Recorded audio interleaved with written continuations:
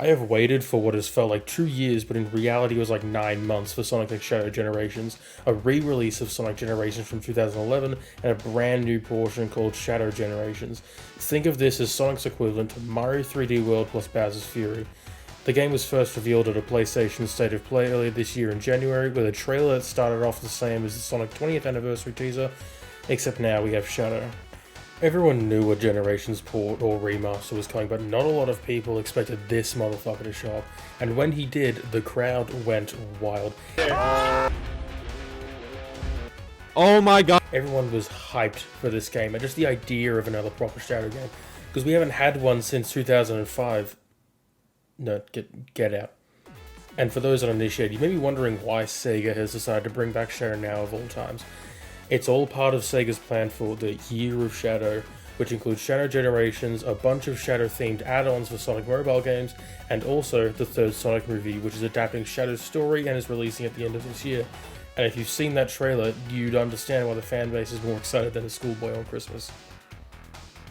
And so began the long wait for Sonic X Shadow Generations, while Sega bombarded fans with trailer after trailer and dropped one of the best representations of Shadow's character since SA2, with Dark Beginnings as a prologue to Shadow Generations.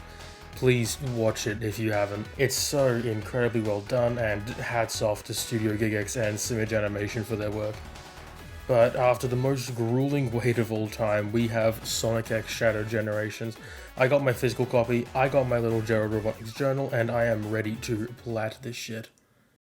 Sonic X Shadow Generations has 41 trophies, 26 of which are bronze, 10 are silver, 4 are gold, and of course 1 is platinum. At the time of writing this, the plat rate is only 0.1%, but that is because the game has just came out. As there is no PSN Profiles guide to find a difficulty rating right now, I'll use the original Generations rating, which is a 4 out of 10, meaning this shouldn't be a particularly difficult platinum.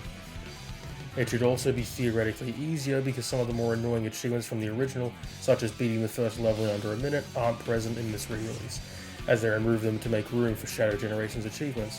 But all that aside, let's get into the game. Also, this is going to be full of spoilers, so don't go getting mad at me.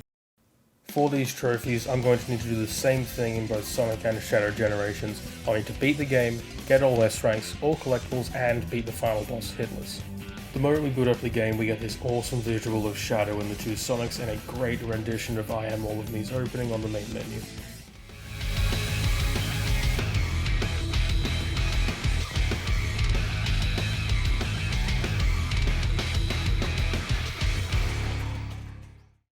We are then given the option between either Sonic Generations or Shadow Generations, and I decided I'd get Sonic's game out of the way because I've played it more times than I can count over the years and knew I'd have it done in about 2 hours.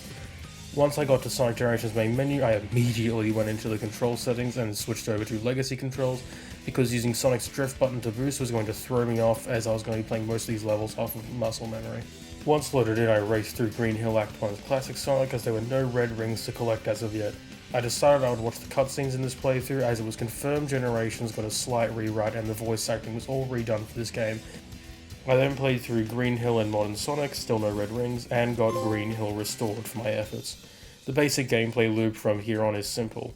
I beat 3 stages as with Classic and Modern Sonic. I then complete 1 challenge gate from each level, which unlocks a key and a bell. The bell will be important later. I also need to beat a rival battle, which in this first third of the game is Metal Sonic, and once all that is done, I fight the boss, then this is repeated 2 more times across the game. After another cutscene, I played through Chemical Plant and Sky Sanctuary. I collected a few red rings along the way and got the Chemical Plant restored and Sky Sanctuary restored achievements. Now it's onto the challenge gates. Traditionally I would play the doppelganger battles where you simply race a ghost into level and call it a day, but I decided since I was going to have to do all of these eventually, I might as well pick some different ones. For Green Hill I chose a challenge that involved racing as a crumbling course, which was fine. I managed to mess up the simplest of jumps twice, which is always fun, and before doing the next 2 challenge acts I decided I would fight Metal Sonic. I did always enjoy this fight. You play as classic Sonic running along a constantly crumbling platform as Metal Sonic launches his array of attacks. It's not a hard fight, but it is a really fun one. For this I got the Scrap Metal achievement. I also got my first of 7 Chaos Emeralds. Once I returned to the challenge gates, I chose for the Chemical Plant to get through a small stage with only 1 ring, and for Sky Sanctuary I simply had to move through the stage using balloons, which was actually really fun since the balloons send you flying. Also, the bells spawn a music note which, when caught, give you a collectible. Once that was all done, I moved over to the first boss gate, which was Death Egg Robot from Sonic 2. I had a bit of an annoyance with this one's second phase because classic Sonic did not want to land on the robot's arm. After a bit of frustration though, I defeated the robot and got the Sunny Side Up achievement. I now had to repeat this whole process over again with Speed Highway, which is my personal favourite level in the game, City Escape, which is a close second, and Seaside Hill. I had a blast playing through Speed Highway. I had replayed quite a bit of Generations already on PC prior to the release of this game, and this was easily my favourite level to optimise and find speedrun parts. I gathered almost all red rings on both Act 1 and 2 and got Speed Highway restored. City Escape is an absolute icon of the Sonic franchise, which is impossible not to love. Both the original and Generations versions carry so much charm with its amazing vocal track and fun boarding sections. I found myself singing along to the level while playing, and it is truly a timeless level that never gets old. After vibing to City Escape for 2 levels, I got City Escape restored and moved over to Seaside Hill. I've never been the biggest fan of Seaside Hill. I only played Sonic Heroes very recently for the first time, and there were stages that stood out to me more, such as Bullet Station, Rail Canyon, and Final Fortress. This is where the game starts to get harder, especially on the classic end, but not for any good reason when it comes to Seaside Hill. I do not know this level like I do its modern counterpart, and I spent a good chunk of time stuck underwater, and unfortunately the water physics in this game for both classic and modern Sonic kinda suck. They're slow and you jump so high but fall at the rate of a snail, and I spent a lot of time just waiting for classic Sonic to hit the ground so I could jump again. Nevertheless, I got through both these stages and got Seaside Hill restored. Now that I've unlocked the challenge gates, I began to move through them. I completed the Speed Highway challenge gate and moved over to my next rival fight, being Shadow the Hedgehog, our second protagonist, who we'll be getting to soon. This battle has you race against Shadow to collect 2 power orbs. Once either of the hedgehogs collects 2, they enter a powered state, and this is where they are given the opportunity to defeat their opponent. Once I collected 2, Live and Learn began playing, and I ran Shadow off the track, earning myself shadowboxing. I continued through the City Escape and Seaside Hill challenge gates and moved on to the second boss of Sonic Generations, being Perfect Chaos from the first Sonic adventure. I quite enjoy this fight. It has Sonic running through a destroyed and flooded city while Open Your Heart, one of Sonic's best songs, blasts in the background. After completing that, I got Perfect Punisher, and it was time for the final third of the game.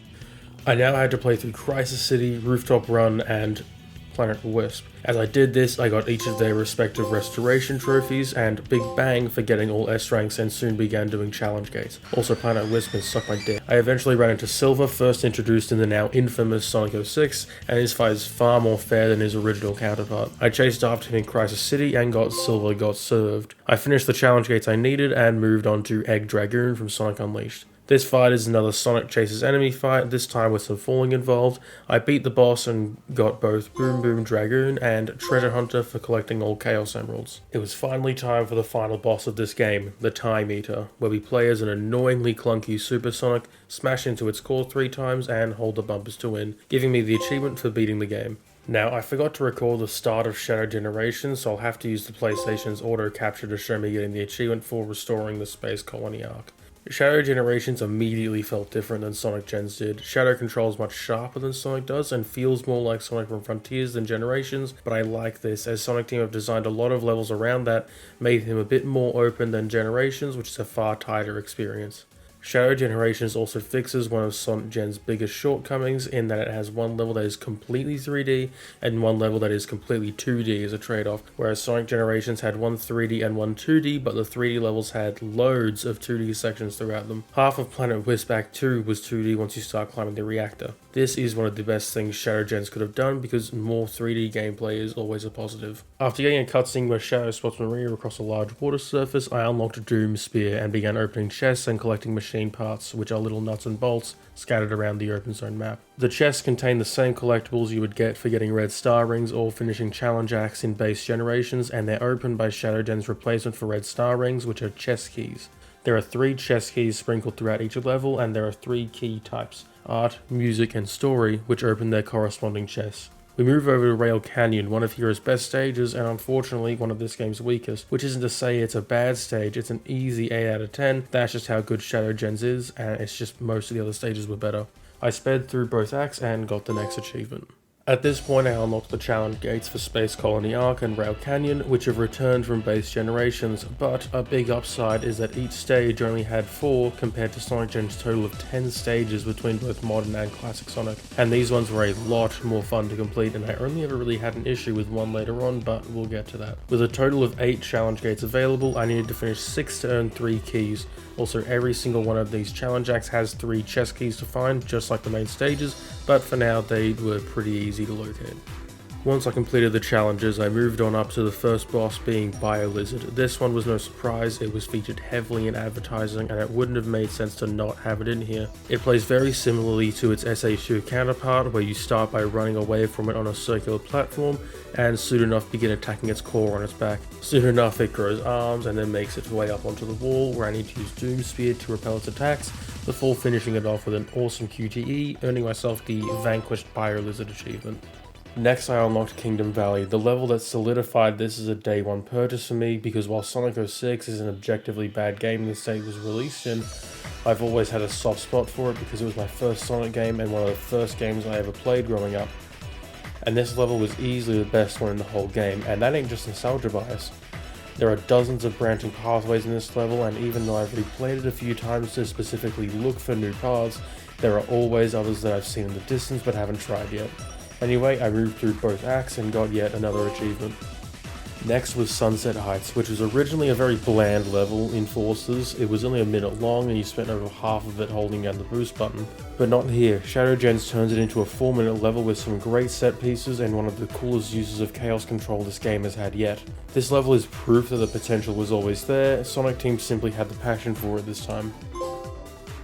I once again completed 6 challenge acts and moved on to boss number 2, Metal Overlord, one of the coolest final bosses in the franchise. This made great use of the Doom Surf ability, which I acquired before doing Kingdom Valley, and I chased Metal Overlord with what I made of playing in the background, and it felt just as good as it did in Heroes. This earned us yet another achievement.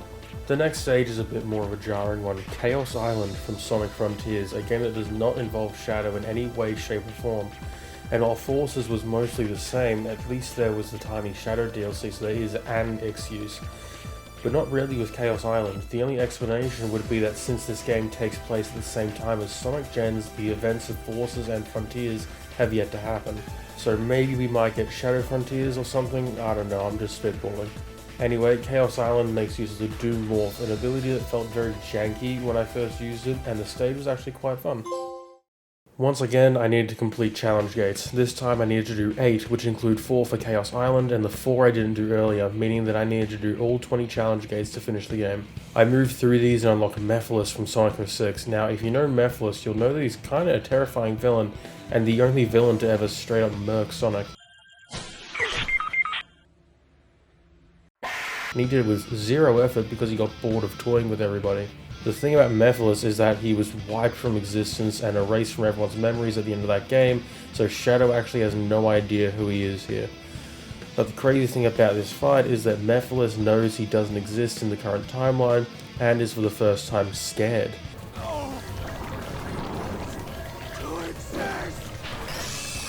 He's desperate to defeat Shadow and restore himself to reality, and Ian Flynn and Mephiles' voice actor did a great job of showing that.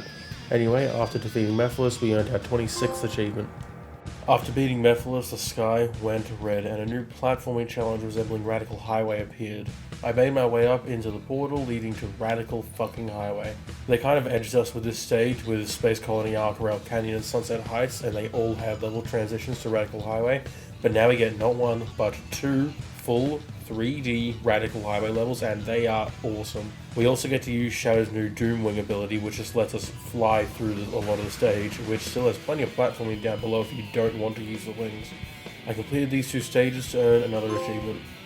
Finally, it was time for the final boss of this game, Devil Doom, returning from Shadow's only other solo game from 2005. This fight is so good. It makes Time Eater look like a child's play in terms of boss design, because it was.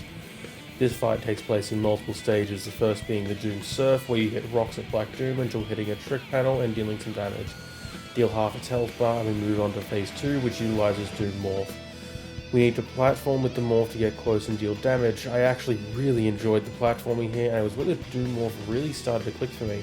We need to hit him 3 times in progressively longer challenges until we deplete his health bar.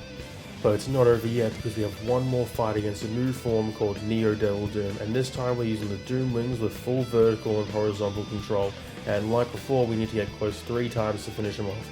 He throws platforms, these weird squiggly things, and can combo Shadow, which was awesome to see for the first time. In the final cutscene, we hit a few QTEs, Shadow breaks Black Doom's Chaos Control, which was fucking crazy. Finally, Shadow defeats Black Doom, earning us the achievement for clearing Shadow Generations.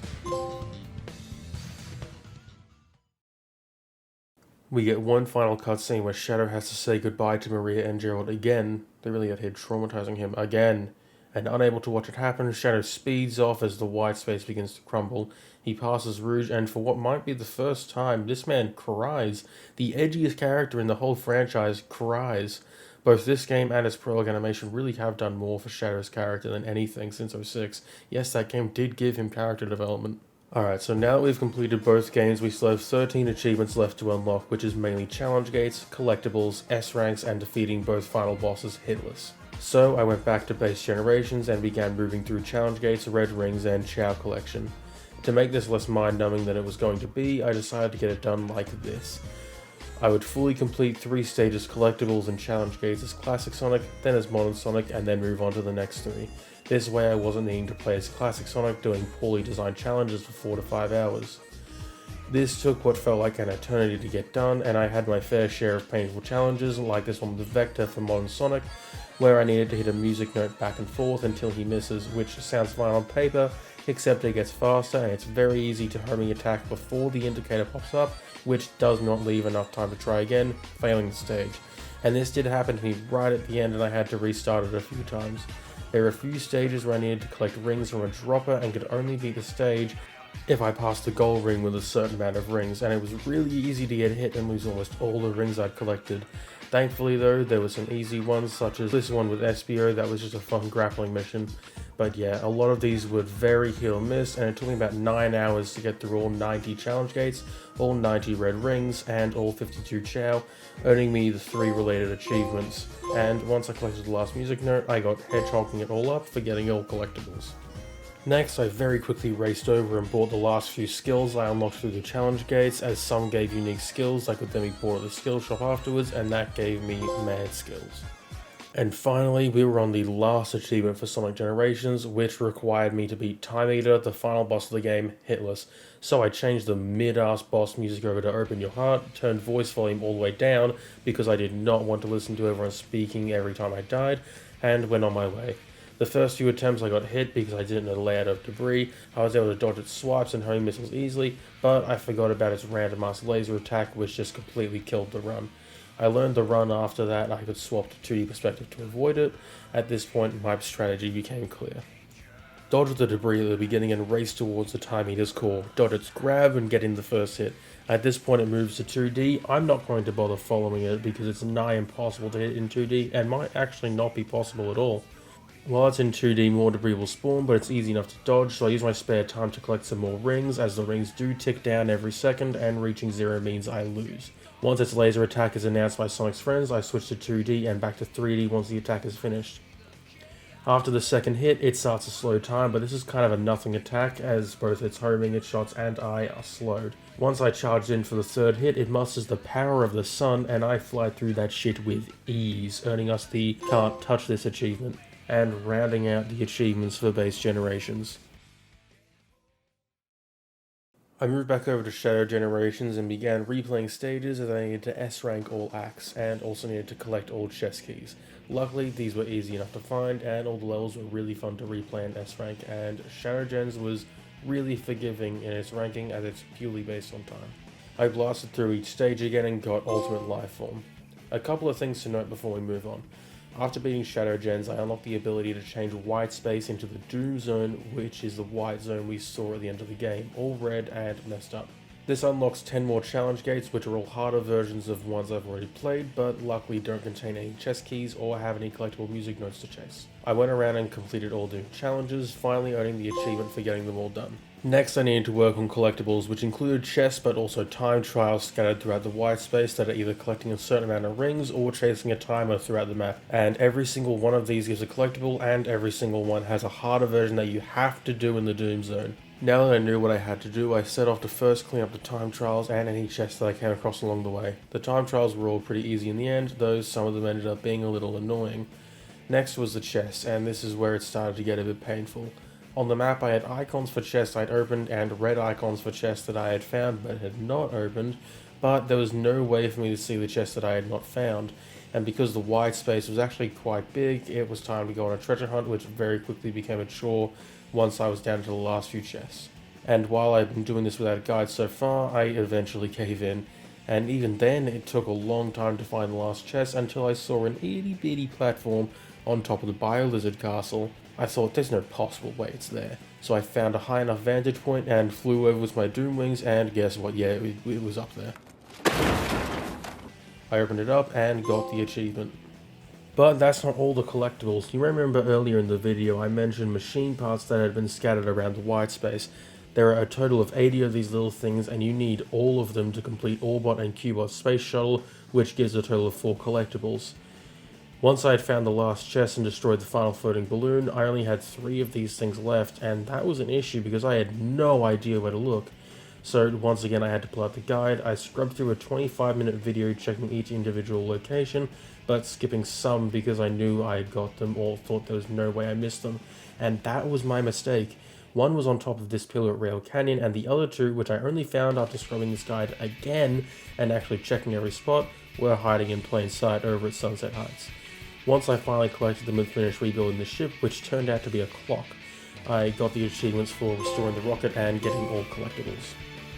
It was finally time for the last trophy before the platinum. I had to beat Devil Doom completely hitless, and so I teleported over to the Devil Doom fight and hit start. Trying to do this thing hitless was frustrating beyond belief, simply because the fight was long and a successful attempt took about 5 minutes. So every time I messed up the dodge of an attack, I had to watch myself get comboed before I could hit the restart button. Thankfully, the fight is actually kind of fun, and at this point I had gotten the full hang of the different abilities and had optimized the fight to beat as quickly as I possibly could. After about half an hour and a dozen attempts, half of which was snubbed out at the very end, I went through the final QTE cutscene again and got Untouchable and all trophies collected. Well, that's boring. Finally, we are done. I had a blast playing this game and getting the platinum, and as a lifelong Sonic fan, this game hits all the right notes, and not just base generations, but Shadow Generations is everything I've wanted from 3D Sonic for such a long time. Like, Frontiers was on the way, but was still missing a lot, and Shadow Generations really fine-tuned all the rough edges of Frontiers, and a fully sized Sonic game like this would be amazing. But hey, that's the Sonic X Shadow Generations Platinum. I had a lot of fun revisiting my childhood with both of these games, and am so excited for the future of 3D Sonic. I hope you had a lot of fun watching. Consider hitting the subscribe and or like button, it would mean a lot and would greatly support this channel that I want to build. But thank you so much for sticking this out to the end. Whoever is still here, you're all amazing. Anyway, bye for now.